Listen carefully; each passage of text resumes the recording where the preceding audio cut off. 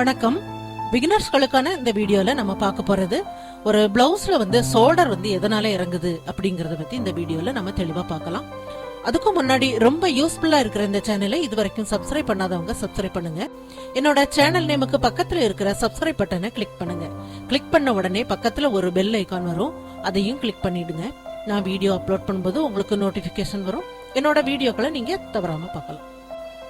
இப்போ இத ஒரு எக்ஸாம்பிளுக்காக நான் ஒரு பிளவுஸ் நான் அந்த மாதிரி எடுத்து வச்சிருக்கிறேன்.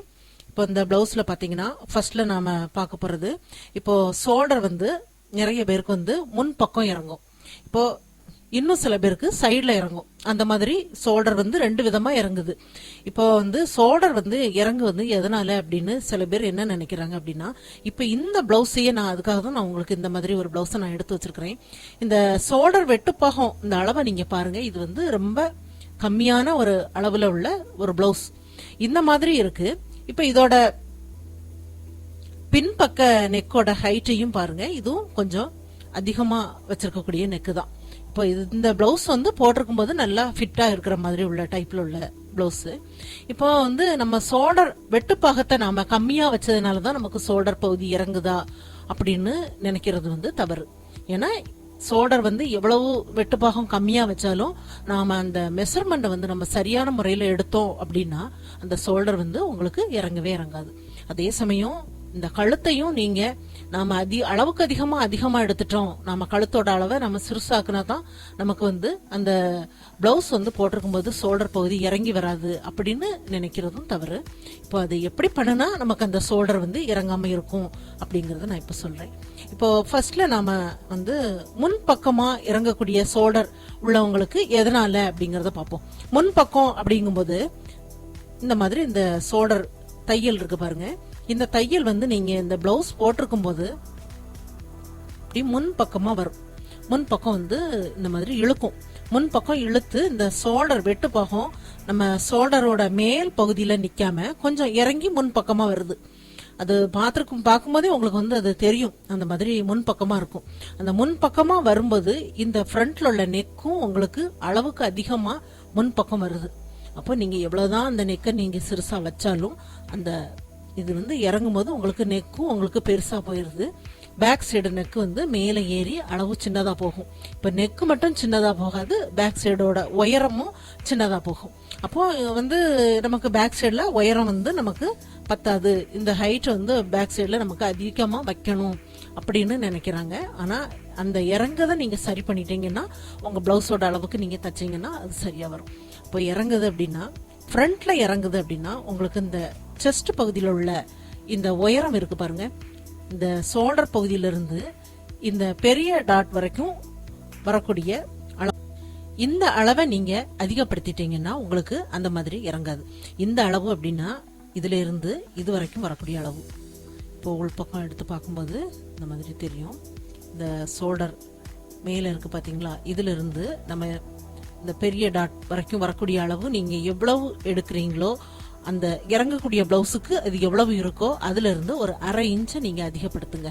1/2 இன்ச் அதிகப்படுத்தணும் அப்படிங்கும்போது நீங்க இந்த ஹூக் பகுதியிலயோ சைடுலயோ அளவை நீங்க அதிகப்படுத்தக்கூடாது.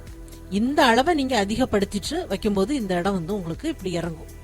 இப்படி இறங்கும் போது இந்த இழுத்து வரக்கூடியது உங்களுக்கு அப்படியே கொஞ்சம் மேல அந்த இழுத்து வராம முன் பக்கம் உங்களுக்கு இறங்காம அது சரியாகும்.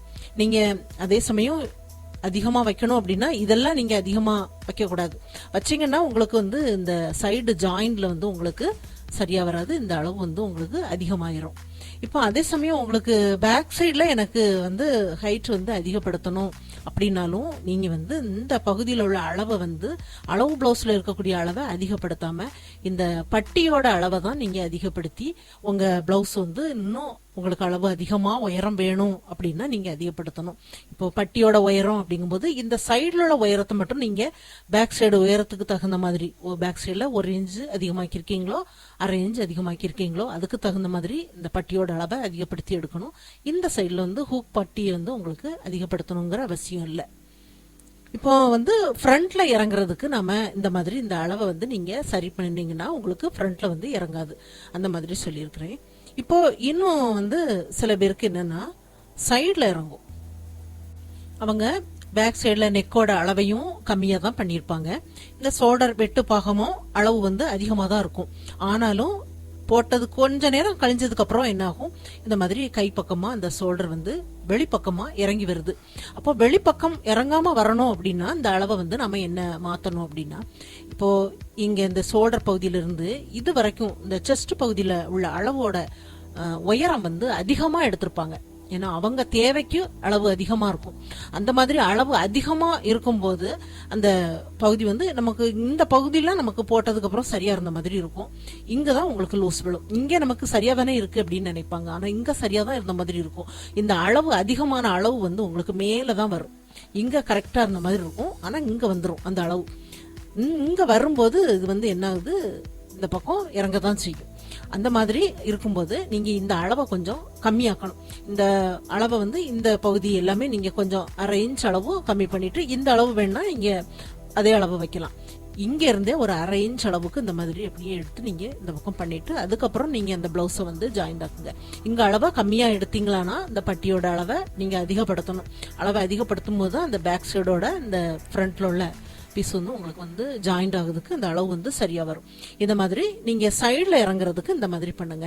இப்போ ஃப்ரண்ட்ல இறங்குறதுக்கு நான் சொல்லியிருந்தேன். இப்போ சைட்ல இறங்குறதுக்கும் இந்த மாதிரி பண்ணணும் அப்படின்னு சொல்லியிருக்கிறேன். இப்போ அதே சமயம் பாத்தீங்கன்னா சில பேரு இந்த பகுதி வந்து அது எல்லாமே கரெக்டா தான் இருக்கு. அதை வந்து நம்ம எப்படி மாத்தினாலும் அது சரியாவே எனக்கு வரல. ஆனாலும் எனக்கு வந்து இந்த பகுதி வந்து லூஸ் விழுது. இந்த மாதிரி இந்த பகுதி லூஸ் விழும்போதும் கொஞ்சம் இந்த மாதிரி இறங்க தான் செய்யும். அப்ப இந்த கழுத்து ஏன் அவங்களுக்கு வந்து நல்ல ஃபிட்டா உடம்போட சேர்ந்த மாதிரி இல்லை அப்படின்னா, இந்த அளவை கொஞ்சம் அவங்க அதிகமா எடுத்துருக்கலாம். இப்போ உடல் சுற்றுப்பாகம்னு சொல்றோம் பாத்தீங்களா, அந்த அளவை வந்து நீங்க வந்து இப்போ எடுத்ததெல்லாம் சரியா இருக்கு அப்படின்னே வைப்போம். இப்ப தைக்கும் போது நீங்க இப்போ இங்க இடுப்பு பகுதி எல்லாமே அவங்களுக்கு போட்டதுக்கு அப்புறம் நல்லா கரெக்டா இருந்த மாதிரி இருக்கும். இங்க கரெக்டா இருந்து இங்க கொஞ்சம் லூஸ் விழுந்தாலும் உங்களுக்கு இந்த பகுதி லூஸ் விழும். இந்த பகுதி லூஸ் விழும்போது இந்த கழுத்து பகுதி வெளிப்பக்கமா இறங்க தான் செய்யும். அப்ப இந்த பகுதியை நம்ம சரியா தைக்கணும் அப்படின்னா இங்க இதே அளவுக்கு இருக்கணும். அப்படியே கொஞ்சம் உங்களுக்கு எவ்வளவு லூஸ் இருக்கோ அந்த பகுதி வரைக்கும் இந்த தையலை நீங்க இந்த மாதிரி கொண்டு வரணும்.